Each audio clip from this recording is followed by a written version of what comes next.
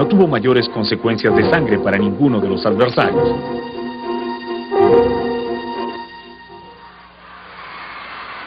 Pasado el lance, Valdelomar se abocó a organizar manifestaciones y pronunciar discursos en plazuelas y alamedas. Entre pancartas que mostraban un pan enorme, la promesa de Billinghurst a un pueblo hambriento, Valdelomar pronunciaba discursos que, según reseñan los diarios de la época, despertaban un intenso entusiasmo en favor del candidato Billinghurst. Meses más tarde, el Congreso elige presidente del Perú a Billinghurst, a quien ahora la picardía criolla había apodado Pan Grande. Valdelomar es nombrado director del diario oficial El Peruano. Soportó el cargo solo 6 meses y luego pasó al servicio diplomático en la mítica y soñada ciudad de Roma. Pero Roma se acabó rápidamente con el golpe que derrocó a Billinghurst. De vuelta a Lima, solo le quedaba la literatura, el periodismo y por supuesto su elegancia de traje y de espíritu, que paseaba por el Parque Neptuno, uno de los lugares más elegantes de la Lima de aquel entonces.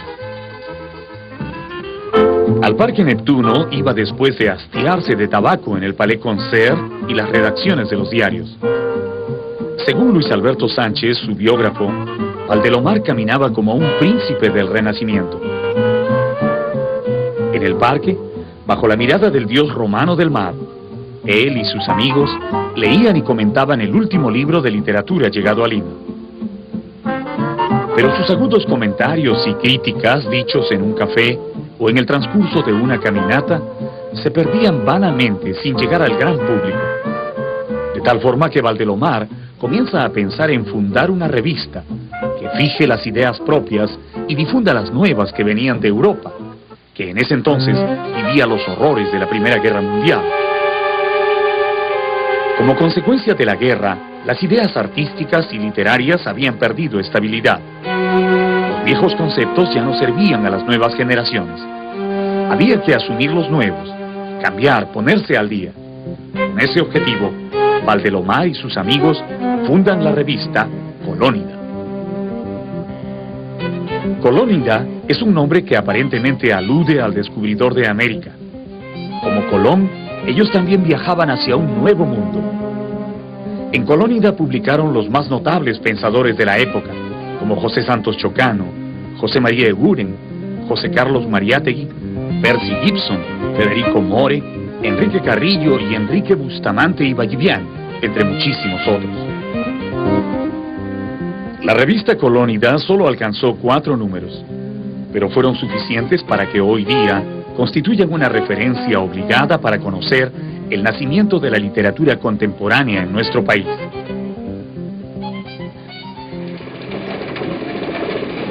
Suspendida la publicación de la revista, Valdelomar vuelve al periodismo. En su pequeña oficina del diario La Prensa, escribe crónicas de Lima y sus personajes. Cuando Valdelomar se sentaba frente a su máquina de escribir, Lima temblaba. ¿A cuántos ofendería esta vez con su cínico humor? ¿A cuántos provocaría convirtiéndolos en caricatura? Valdelomar convirtió a la frase en un arma y a la sátira en un cortante látigo con el que fustigaba a la sociedad de su tiempo.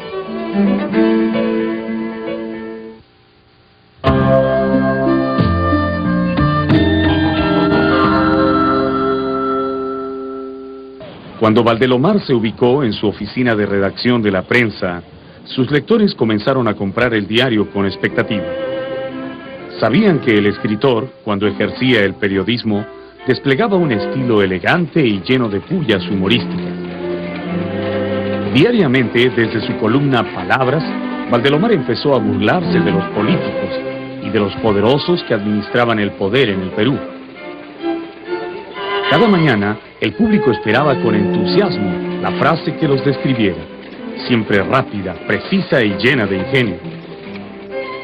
El presidente de diputados llegó tan rozagante como de costumbre. Parecía una propaganda de aceite de hígado de bacalao, escribía Valdelomar muerto de risa. Refiriéndose a otro conocido político ponía: Changanaquí tiene un tipo precolonial y un color de olla nueva como cerámica de museo. El diputado Corbacho llegó redondeando a 2 carrillos, como quien se enjuaga la boca, las 4 frases gordas de su discurso. Estas eran verdaderas caricaturas verbales, que el público recibía risueñamente y que luego se convertían en la comidilla de todo Lima. Valdelomar también era hábil para la caricatura gráfica. Su colaboración con el periodismo empezó precisamente con algunos dibujos satíricos que él consideraba el correctivo más poderoso de los oprimidos contra los opresores. Nunca estudió dibujo, pero sus primeras caricaturas, apenas egresado del Colegio Guadalupe, se convirtieron en portadas de las más famosas revistas de la época. Abraham Valdelomar firmaba sus artículos periodísticos con el nombre de El Conde de Lemos, pero ese seudónimo no era un escondite, porque todo el mundo sabía quién estaba detrás de ese aristocrático título, sobre todo la gente a quien él aludía en sus artículos.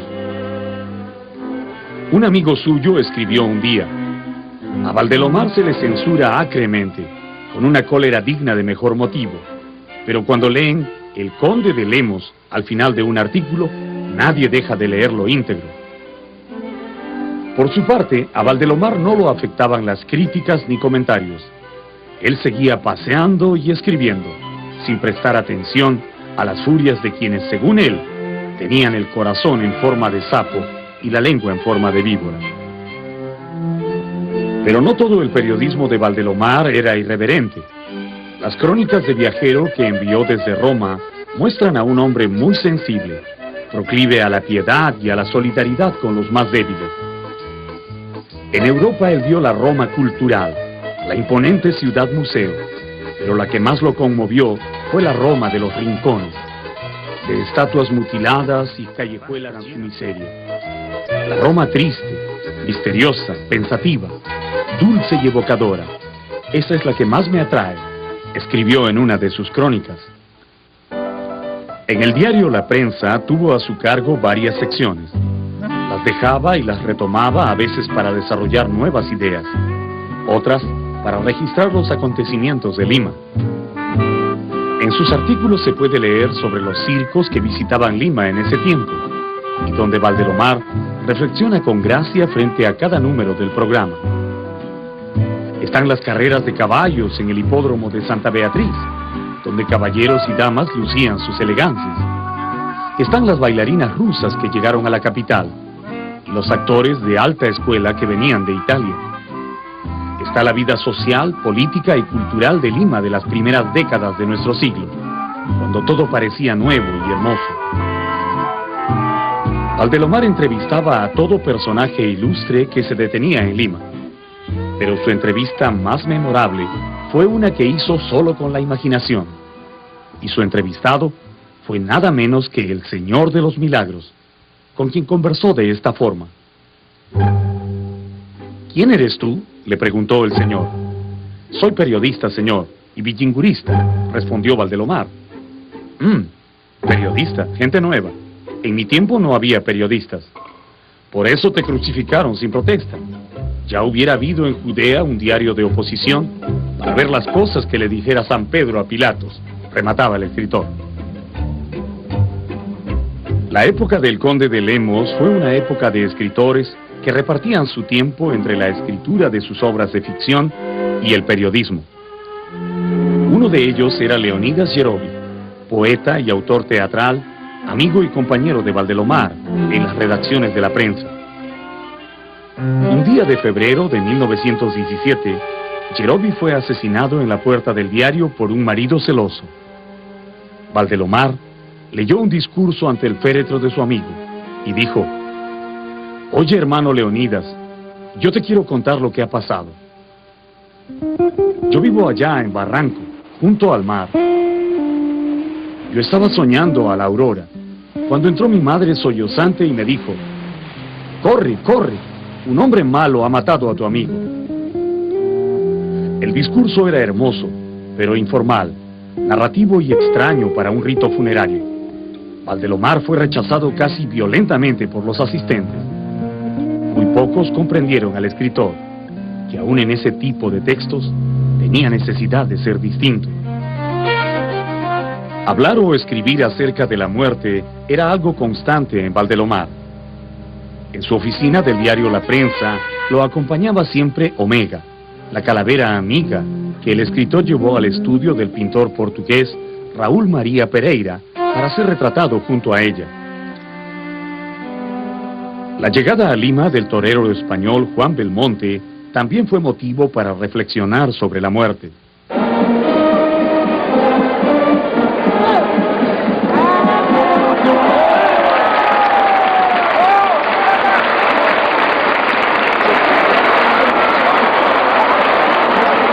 El toreo de Belmonte lo entusiasmó. Nunca había visto que alguien se plantara así ante el peligro, o que burlara con tanto arte a la muerte. Decidió entonces escribir un largo ensayo sobre el toreo. Según confesión propia, no entendía nada de toros, pero sabía de ritmo, de gracia, de danza, condiciones que hasta los aprendices conocían, pero no los críticos taurinos. Detestaba la ridícula jerga flamenca con que estos llenaban sus gacetillas, sin entender la esencia de la fiesta brava. El libro se llamó Belmonte el Trágico, y allí escribió que la esencia del toreo es el arte de danzar ante la muerte. La muerte fue siempre un presentimiento que de tarde en tarde lo entristecía. En la serenidad de su casa de Barranco, entonces un balneario muy alejado del centro de Lima, y dejando de lado la pose arrogante, Valdelomar contemplaba el mar. Con esa mirada que tienen los hombres cuando piensan en una cosa muy triste y sin remedio. Y pensaba en la muerte. Pero de ninguna manera era un depresivo. Valdelomar era un vitalista. Rápido se reponía de la tristeza para ir al encuentro de la vida. En mayo de 1918, prepara entusiasmado sus maletas y se alista a recorrer los pueblos del interior del Perú. La vida se presentaba